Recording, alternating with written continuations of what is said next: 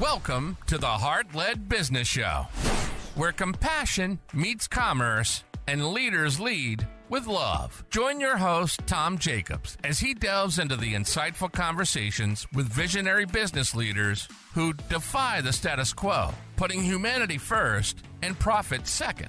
From heartfelt strategies to inspiring stories, this podcast is your compass in the world of conscious capitalism. So buckle up and let your heart guide your business journey. Well, welcome back, delightful listeners, to another episode of the Heart-Led Business Show.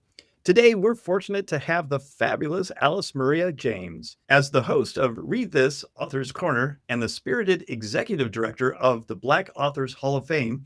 Alice is on a mission to spotlight the splendid tapestry of diasporic literature. With over 3 decades of creativity in the fashion world, she's now weaving narratives that uplift voices of color and inspire generations. So join me as we dive into Alice's heart-led journey in business and her passion for illuminating brilliance. Alice, welcome to the show. Wow. Well, thank you. I love my introduction. No worries. I always love to give a little flair to the introduction as well. That was a beautiful Awesome. flair. Alice, I'm really excited to talk to you today because I think what you're doing is so important, is so heartfelt. And I want to share that with the audience, but also to get your journey as well into the whole heart-led space. But before we do that, I always like to ask the first question, Okay. which is, what's your definition of a heart-led business? I think I have 2 things that come together to make up heart-led for me.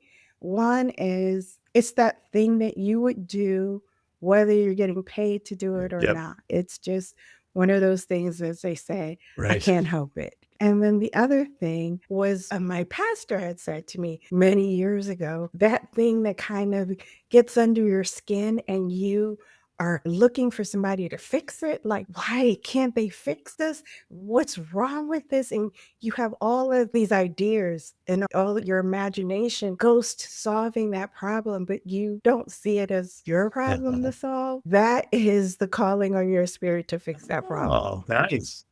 That's what she That's told me. She said, when you're in that spot, that's what you're being called to do. Fix that wow. problem. Yeah, I like that. That's the first definition of that sort that I've heard. And I really like that. That's good. It's like kind of a more guttural instinct to lead and to help others. So tell us a little bit about your business and what makes it heart-led. It was evolved very organically. What I do now was not like, okay, this is the next step on my journey. What actually happened is at 57, my lungs started to act up. And my pulmonologist told me, you can no longer work in fashion. You can't be around these Oh. fibers. And I'm like, you don't understand. This is what I do. This is what I know. What do I do now? What is that shift? So that was a jolt. That wasn't even like I'm planning my transition out. No, this was like, you don't go Wow. back. So what I decided to do was to take up coaching. I joined a coaching program, getting my coaching certification, and a good friend of mine introduced me to a team of people that she worked with that was all into the field of like just unearthing the Black history, Black inventors. I know the person that started the Black Tennis Hall of Fame and all of these things. And I was like, this is right up my wheelhouse. I love this because truth be told, I came here from Jamaica at age Oh, wow. 4 and I went through all my schooling here. I didn't learn about Black inventors, the women in Hidden Figures. I didn't know that Garrett Morgan had invented the traffic light. I knew none of this until I was in my Wow. 30s. When you go through your life, you ask me about Greek mythology. I could talk to you all day about I could tell you about the Ming Dynasty. I could tell you about all this other history that happened hundreds of years ago. And I couldn't even tell you something that happened 50, 75 years ago. So I knew for the last 20 years how that was like eating at my soul. It was one of those things that were like under your skin, like, how do you get that out there? Now that it's being unearthed, how do we feed it out there to the world? And to meet people that were doing it and were welcoming me in and educating me, I was just like, oh, this is so good. And one of them, Dr. Caldwell, Dale Caldwell, he was director at Rutgers. He was like, Alice, you should do a podcast. You should do a show. And he was working with a studio and he had airtime. And he literally paid for the airtime for me to go do a show. All I had to do was get from North Carolina back up to New Jersey, where it's from. And I started doing this show. And it was so well received by the authors that had been writing and doing research and had all of this information and no one to talk to about it. So they pulled me in and they hugged me so tight. They held me so tight and they thanked me so much and still do. Please keep doing this work. We really appreciate it. We need you. Yeah. And there is something absolutely beautiful about people telling you that the work you're doing is needed and it's important. Yeah, because it's so funny in the sense that as entrepreneurs, we put all this effort out and what we believe is like greatness out in the world, but it's infrequent that somebody comes back and says, thank you so much for doing that and putting that out there. So yeah, I totally understand like the joy that comes from hearing that. And especially when you put all your work and your life into it and all the effort that you do. And it was so new to me because I'm a visual Okay. creative and I never saw myself as a literary creative. And I thought it was us and them. And I honestly, in the beginning, did not really feel like I would be accepted into the literary world. I didn't feel like I was that scholar. You have the scholarly literary people and you have the flaky design creative people. I was never a flaky design creative person, but I understand that people loop everybody into that same pot, right? That's what I thought was going to happen, but it's absolutely not what was happened. They were actually happy to, if I could describe it this way, they knew that they were the mouth and they needed us. So I was what they needed to complete the face. Oh, yeah. And giving them the voice as well. That's amazing, especially in today's day and age where we need to hear different voices and different perspectives to really understand each other and to really lead with heart at the same time. I'm just curious. So you're growing up in that time where, it's completely whitewashed, right? The history and everything is all whitewashed.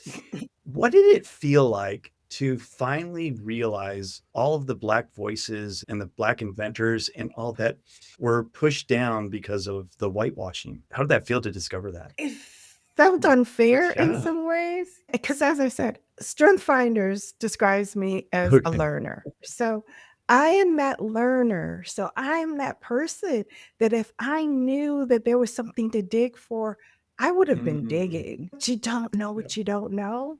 So I didn't know that I was missing all of this stuff. And then when I start learning it in my 30s, and it's wild how that came about.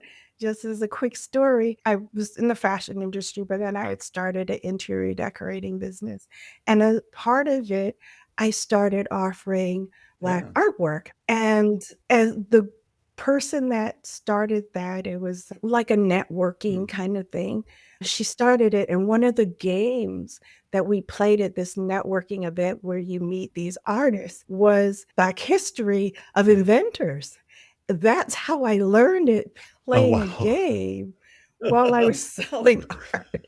It was a game back in the 90s. Somebody invented a game. I learned it from that game, and I was like, why didn't I ever know this? There was 12 people that we learned every Black History Month. We learned this about the same 12 people. And it was then where I was like, where's all this information? How do you look for it? How do you find it? And this is still before the internet. It's not you going to your local library and giving me this information. It's still not there. So it was really, it's only in the last, I would say 8 years that now I am absolutely flooded with information. And I have my social media set up that it channels that information into me. I don't want to hear anybody's tea. I don't want to hear anybody's drama. Give me all of that insight that I didn't grow up Yeah. knowing. Allow me to pass that back to my nieces and my Mhm. nephews. And the other layer of that is if I grew up here, went to school here, and didn't learn anything about Black history, African American history here, I have even less information about Jamaican Yeah. history. So I have a lot of catching up to do. Yeah. Oh my gosh. I can't even imagine it. I think part of the issue with our country, too, in terms of race relations, is that as a white man, I'm like, I don't know what I don't know as well. And in learning all this, I'm like, I cannot believe this was left out. And yeah, it's great to have Black History Month, but if you're repeating the same 12 people that are being celebrated, or it's like there's got to be more than 12 Black people that have done great things in this world. I can think of thousands already. It's like it's incredible. Yeah, and the saving grace was when I grew up, there was Ebony Yeah. magazine. And Ebony did give you a lot with the Yeah. current event. So you knew when, what's his name? Andrew Young and Barbara Jordan, when they were elected. So you knew what was going on in the Yeah. here and now. They didn't cover what happened in the past. And I understand part of the covering up, but the covering up of the quote unquote bad also covers up the Yeah. good Yeah. as well. And for me, what is a little bit disheartening right now is that we finally got to the place where all this information has finally been excavated and it's there. And I feel like the bulldozers are now coming trying to push it back down, which is, it has really set a fire under me that there's no time to waste in having it out there. It's easy to hide something that only a few people know about, right? But if you make sure that as many people as possible know about it, it's really hard to hide that. Exactly. Especially now with the internet and everything in the connected world that we have, it's a lot easier to get that information, but it's also a double-edged sword because we're only fed the information that we want to see as well. I'd love to dive into the Black Authors Hall of Fame and how that came about and what you're doing with that. That came about. Dr. Dale Caldwell, he's the person that started the Black Tennis Hall of Fame. And at the time he started that, he was the president of Tennis Association that controls the US Open. I don't really know all of their names. So he was the president of that. And he had done an exhibit called Breaking Barriers. And it was so well received at the US Open that he decided to start the Black Tennis Hall of Fame. And then he worked with another person he's a professor that teaches patent information. Now, I won't say patent law, but understanding how patents working. And he is the executive director of the Black Inventors Hall. And so when I started this show of talking to authors, I started getting connected with these people, these authors, and Dale, he goes, Alice, you should start the Black Authors Hall of Fame. We need awards. People forget about it. Halls of Fame, you get to solidify their history in one place. You should start that. I'm just scratching the surface of trying to get this talking to authors, and now you want me to do this? But I follow my intuition. I am open for what the universe has for me to do. And it was, although I didn't see it as with authors, I did see it around learning history and understanding. So if this is how I do that, then I have to walk through the door that is open for me. So I was introduced to Max Rodriguez, who is the founder of the Harlem Book Fair, which the Harlem Book Fair is over 25, I think it's 27 years old now, and is the largest African American books fair in the country. at the height of it, everybody was at the Harlem Book Fair. Maya Angelou, everybody. The largest one, I think they said, had 30,000 people in attendance. So I got to meet Max and work with the Harlem Book Fair, and he introduced me to Rita Dove, poet laureate, and he started introducing me to these notable authors. They are famous in their own right, but there is a select group of people that know of them and know what they do. And I was able to do the first induction ceremony and induct like 6 people into the Black Authors Hall of Fame for the work that they've done over the past 40, 50 years. Wow. So how long have you had the Hall of Fame? About And how are inducted into it? Right now, we're still at that 6. Okay. Things are constantly Sure. restructuring, right? So when I started the Black Authors Hall of Fame, Dr. Caldwell was at Rutgers, and then he moved to Centenary University. We decided to make Centenary University the physical home of the Hall of Fame. There's a lounge at Centenary that's dedicated to his mother and father, who were part of the civil rights movement and the work that they did, and the Black Authors Hall of Fame. So it's a lounge that have these books, and we have a signed book from Langston Hughes within the lounge, within the university. So we did the initial induction, and then we started building out the foundation for it. So when people come in, they're like, okay, we're coming into something.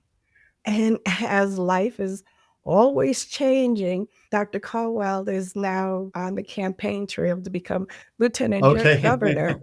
So there's a lot of moving pieces. And one of the things I've learned in life is not to try to shove things in the way you want them to go, because if you let it evolve, it'll probably be better than you thought it was going to be. That's pretty amazing when you let things happen the way that they're supposed to happen. You're not forcing it. And obviously there needs to be some urgency to some things, but if forcing something to happen is never warrants a good result. Usually it's like pieced together. It's like the story of the butterfly, how it struggles to get out of the cocoon. But if you cut it open, it doesn't allow the butterfly's wings to actually work, and the fluids don't go where they need to go. That struggle is a part of what makes everything come into being. To me, sometimes it's not a struggle, right? Because we have this vision. I needed to have this open and done by this date, and it's not. So now you're trying to force something that is saying, no, hold back. It's something more beautiful coming. Just keep working. Give it time. Keep working. Yeah. Awesome. So what's next for you in terms of your heart-led journey? Oh, wow. I feel like I'm finally coming into my own, because I started this as a part of a group of people that were doing shows. And then that bigger group became a smaller group. And then now I'm on my own. I'm like, if people talk about, you have an accountability. I'm like, no, I've never even heard of that. And so I finally feel like I've come into my own, and I figured out some things that I've been trying to figure out for, say, the past 5 years. And I'm still evolving my coaching understanding, because I feel my coaching understanding really informs my podcast understanding of people. And I just finished a course on neurodivergence, right? I interviewed an author, a young lady, and she's phenomenally autistic. She just inspired me. And then on top of meeting her and her energy and what she was putting out there, I always knew I had some sort of something that I couldn't fix. For me, not many things are broken. It's just, you just have to find a way to work around it. And back when we used to watch the Huxtable, and Theo was diagnosed with dyslexia, I said, I have that, but I have it for writing. Like my reading comprehension and stuff, never had a problem. Writing for me was always a challenge. So about 2 years ago, I actually took a dyslexia evaluation and found out that issue that I was having with my writing is a form of dyslexia. But they only talk about dyslexia really around the reading aspect of it. They don't talk about it. So I was like, okay. So then I started going down that rabbit hole of trying to understand. And in understanding, I recognized the traits that they were describing as neurodivergent traits was pretty much every trait of every creative person. Not every, different aspects of it was traits of pretty much every single creative person that I've ever worked with over the past 40 years. And we never saw it as something that needed to be fixed for them. We always said, oh, so-and-so has a quirk, right? You get to meet John, and John's quirk is that he needs, I don't need you to color code things for me. I color code everything for myself. I can look at a page, and when I was working in the fashion world, that was one of the things my production people go, Alice, how do you give us our answers so quickly? I look down, if the page is green, it's done. If the page had a yellow strike through it, I was like, it's almost done, but I'm waiting for this one question to be answered or this one test to come back. And that was my way of working. It wasn't a problem. It wasn't anything wrong with me. It was quite efficient and people loved it. I taught that skill to many of my coworkers. They adapted that process. So I'm going down this rabbit hole and I'm recognizing these traits are traits that a lot of creatives possessed. So I work with creatives and they might be seeing these traits as an obstacle, or if they're reading the clinical definition of it, they might see it as a problem. But I lived it for over 40 years just as a part of my personality.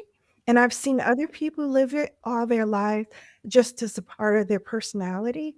So how do I combine what I'm doing and encourage creatives to embrace the way their brains work? Oh, absolutely. I find that to be superpowers, really, and to label something as a disorder or something like that just doesn't sit well with me personally. But that's great that you're doing that. How can people learn more about your coaching and the podcast and all the other great work that you're doing? The podcast is really doing well on YouTube right now. That's why I say I've finally come into my own. I was all over the place trying to figure out where do I need to focus. And then I just decided I'm going to focus in on YouTube because everybody has access to it. At this time, I'm currently updating my webpage to offer more of the things that I'm doing, because until I was able to actually get grounded, I was trying to keep it very close. The authors that I work with, they call me host and coach. I'm doing an interview. What should I do? What should I say? Great. So my website's there. You could get a lot of information about who I've already interviewed. I tell my authors, I'm not a one and done type person. You know, some people, you meet them, you see them, you have an interview with them, and it's over. You never hear from them again. I am always looking at ways in which to pull them back into something that I'm doing. I give you an example. The Centenary University invited me to be a part of their literacy program, and they had the International Literacy Foundation there, and they asked me to do what we were calling a taste of literature. So I had my authors that talked about Africa in a section, and then I had my US authors, I had Caribbean authors. So the teachers and the educators that came to this literacy conference got to meet all of these different diasporic authors. And I reached out to all these people that I interviewed and said, hey, I'm doing this. Would you like to be a part of it with me? Can I promote your book with this? I had them do a mini infomercial about their book, did a QR code for their book, and the library set up monitors so you got to see their infomercial. I have their physical book copies there and a QR code that they could go on and buy the Well, book. that's really awesome. That's a great way of giving back, showing heart. Yeah, because I look for authors that are inspiring, empowering, and we're not tearing Yeah. anybody down. We're not looking for the worst quality in people because those are the people that I'm attracted to. I want to see them course. flourish. I want to see them grow. I want people to know Yeah. about them. I want people to know all that they're doing. So whatever I can do to show them off, I'm all Yeah. for it. And it's easier for me to talk about other people than myself. That's awesome. The world needs more people like you, Alice. And I really appreciate you taking the time today to share your journey and your gifts with our audience. And thank you for doing the work that you're doing. Thank you for having me. Thanks for inviting me on. You're only my second interview because I like the name of your podcast, Heart-Led Business. One of the things that I was going to say that I learned was what I wanted to charge for. I didn't want to charge people for being able to tell their story. I'll charge you so I can help you promote it more, but I won't charge you for telling it because I want you to be able to tell it freely. Yeah, that's great. That's actually a really good business model too, because it's giving back and then you'll get the return at some time. Awesome. Again, thank you, Alice, for being on the show. I really do appreciate you. Thank you so much for having me. This was a wonderful experience, and hopefully I'll do something worthy of coming back again. And thank you, listeners, for tuning in today and listening or watching the show, depending on the platform of your choice. So make sure that you're checking out everything that Alice is doing. We're going to put all the links down in the show notes. So make sure you're checking that out. Click on those links and make sure you tune into her podcast as well. And we'll make sure we put a link down in the show notes for her podcast. And while you're down there, why don't you do me a little quick favor? And that would be to give the show a rating and a review. I'd really appreciate it. It just spreads the word about the show and all the great things that our guests are doing. And until next time, lead with your heart. You've been listening to the Heart-Led Business Show, hosted by Tom Jacobs. Join us next time for another inspiring journey into the heart of business.